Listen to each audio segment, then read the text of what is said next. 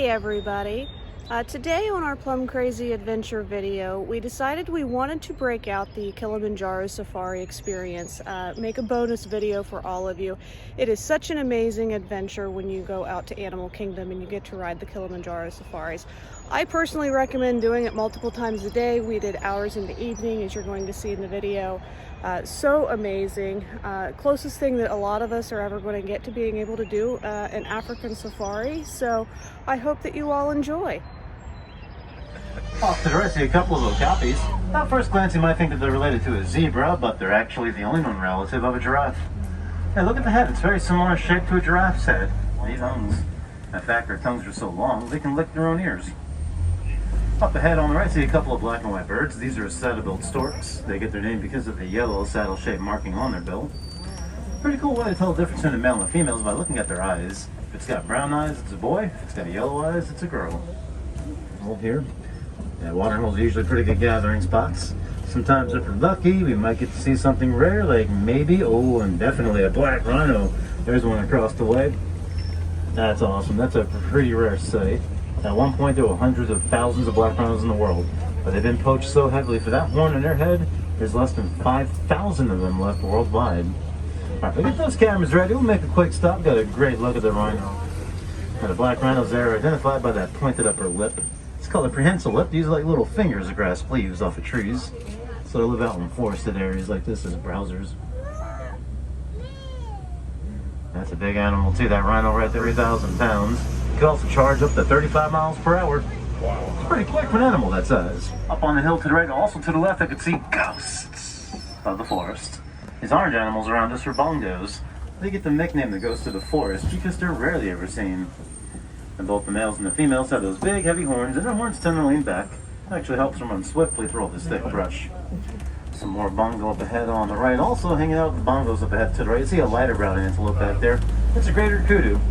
Now the kudu we see is a female. You can tell because she doesn't have any horns. Yeah, only the male kudu do.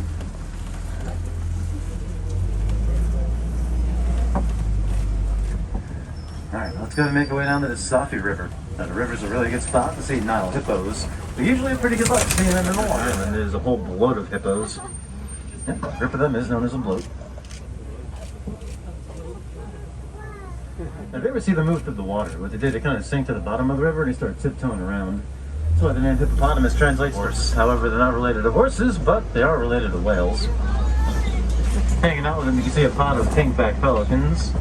Usually we'll see the pink on their back during the mating season.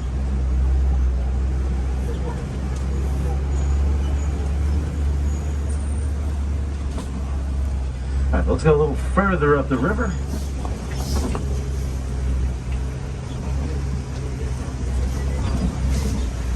Oh, check this out. Let's go over the bridge. Look to the left. Down below, there's Nile Crocodiles. Look at all of them down there, too. Now, these crocs, they will snap their jaws shut with a pressure of up to 2,000 pounds per square inch. Now, that's enough power to crush the bones of their prey in any effort.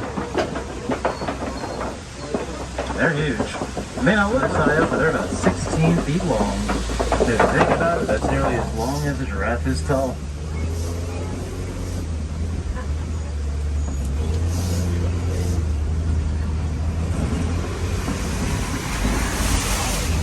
Alright, let's head into the savannah. Let's see what animals are hanging around out here today.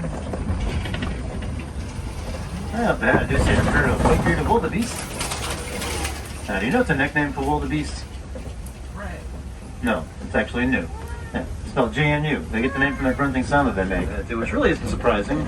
They are part of one of the largest migratory herds. About 1.5 million of them migrate across the savannah each and every year. Now, hanging out by the wildebeest, you might see some little gazelles over there too. See the ones that have the little white bellies and the black stripe on their side. Those are Springbok. The name fits pretty well too. Yeah, those Springbok can literally spring into the air about 6 feet high and 13 feet across. Let's see if we get a better look at them as we get around the other side.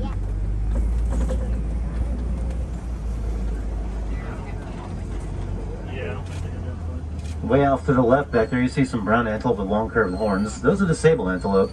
They're the official emblem for our reserve. The horns are about 5 and they're not afraid to use them. They'll frequently butt heads with each other for courtship or dominance displays. They even use them as a potential predator. Now if you were to see a herd of sables, there's always one that's darker than the rest. It's always going to be the most dominant one. Sometimes it doesn't even matter if it's a male or a female. Whoever is the baddest is the boss.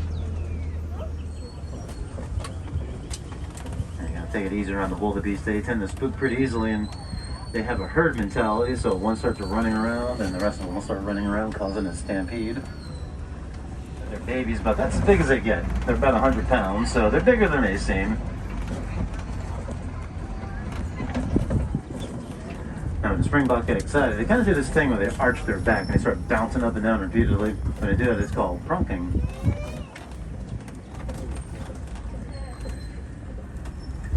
Now, straight ahead in the distance, I see some Ankoli cattle. Now, look at the size of the horns of those cows out there.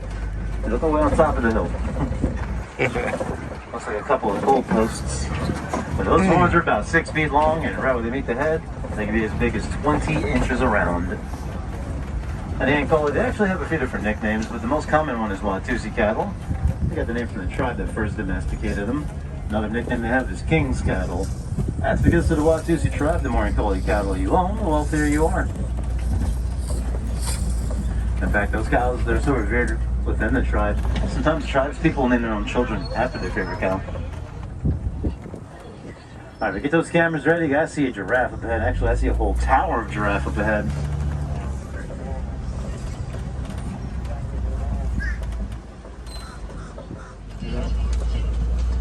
Now, these are the Maasai giraffe. They're one of several different species. They're identified by an irregular spot pattern. And look at the little babies over there, too. Alright, we'll stop ahead here and pull a little further up.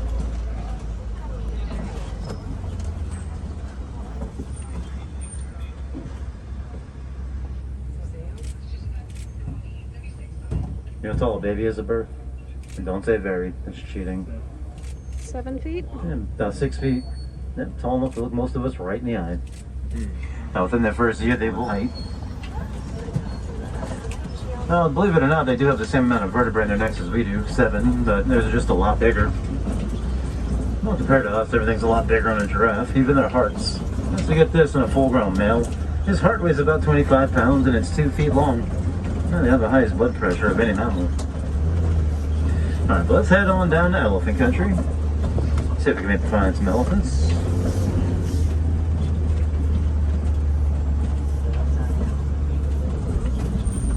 Yep, up ahead there they are. Alright, camera's ready, we'll stop up ahead.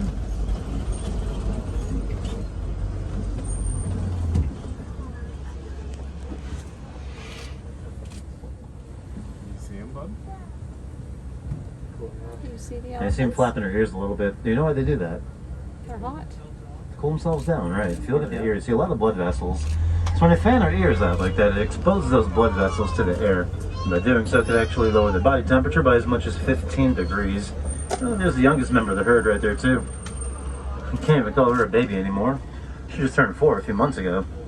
But her childhood will last for about 13 to 15 years. During this time, she's going to learn behaviors like where to find food and water, and how to get along with the other elephants. Now, she learns these behaviors by copying her mom.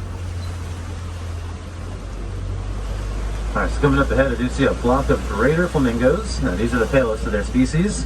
When they hatch, they're not even pink. They're gray. They eat a lot of brine shrimp, which is high in beta-carotene. It's the beta-carotene that turns them pink.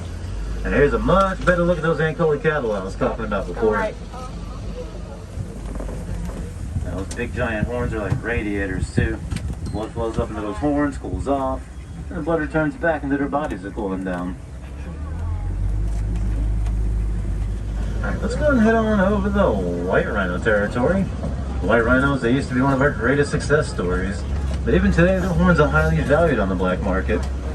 See, every time a poacher sells a rhino horn, they take that money, then they go out and buy more sophisticated weapons to hunt even more rhinos. It's a vicious cycle. It's been very difficult to break.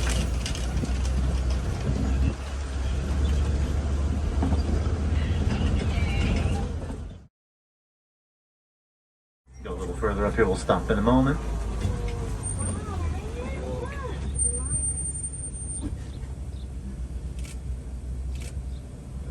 And he is a big boy. He weighs about 550 pounds. So to put that size in perspective, if you were to get an up-close look at one of his paws, that paw is bigger than your face. He's huge. About 8 feet long, too. from the tip of his nose all the way to the tip of his tail. There's a lioness right over there on the other side. Actually, there's two lionesses over there. So who does more of the hunting for pride, boys or girls? Girls. Girls, right. And hey, luckily for us, they do most of their hunting at night. Their night vision is 6 times better than ours. I'll make a quick stop here. That's a pretty cool view of the lions over here on this side. At least now we're not looking up into the sun. Yeah, let's not try to catcall the 500-pound carnivores, please. I said they do most of their hunting at night. Let's not be the exception. Alright, so coming up ahead on the left, let's see a scimitar horned oryx. This is a desert antelope. If it has to, it can go as long as 9 months without taking a drink. And their bodies absorb the water from the vegetation that they eat. And these burrows that's standing in front of these warthog burrows, look right above the oryx, see a couple of warthogs. They don't call them Pumbaa. That's why he the word Pumbaa means foolish one. In reality, they're very smart. In fact, warthogs are so smart that when they go into their burrow, they back up into it. That way, in case any predator try to attack, we'll think twice. We can see those razor-sharp tusks. A couple more oryx up ahead on the right. Also, let's see a water buck. It's a shaggy gray antelope coming up on the right. And when they go to this right, it looks more purple than brown. And those are ostrich eggs too, so keep an eye out for the birds. They usually don't stray far from them. And the shells in those eggs are so hard, any one of us here can stand in one and it won't even break. Wow. Need above the undergrowth and all the weeds, and look at them, they're adorable. Look at these two just sitting there on the table.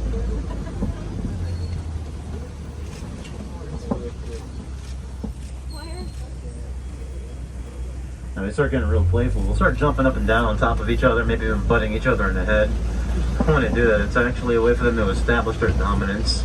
It even helps them mature as they age. Alright, friends, well, our safari has come to the end, so I'm going to drop you all off at the nearest boarding post.